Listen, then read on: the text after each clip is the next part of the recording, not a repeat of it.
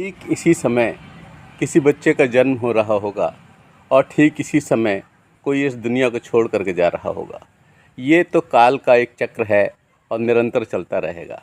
लेकिन इस आवागमन के बीच हमें जो ये नर तन मिला है, इस तन के पीछे कोई नियत कर्म है और इसलिए उस नियत कर्म को हमें करना है। विद्यार्थी हैं तो विद्यार्थी वाला कर्म, अध्यापक है तो अध्यापक वाला कर्म, और इस तरह से हम जिस पद पर हैं उससे जुड़ा हुआ कर्म है। गीता में कहा गया कि नियतम कुरु कर्म त्वकर्म ज्यायो ह्यकर्मणः शरीर यात्रा पिच तेन प्रसिद्ध येद कर्मणः।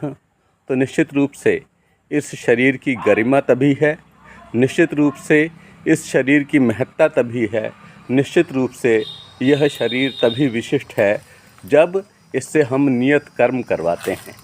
और उसके लिए हमें इस शरीर को व्यवस्थित रखना है और नित्य प्रति इस तरह के कार्य करने हैं जिससे कि इसको क्षति न पहुँचे और ये काम करने के अपनी धुन में प्रवृत्त रह सके।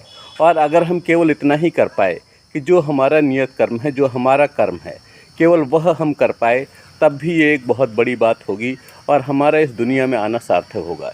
इसलिए ये बहुत आवश्यक है कि हम अपने नियत कर्म को करें और नित्य प्रति करें। श्रीमद् भगवद गीता के उन शब्दों को ध्यान में रखें। निश्चित रूप से इससे हमारी और राष्ट्र की प्रगति संभव हो सकेगी। धन्यवाद। जय हिंद, जय भारत।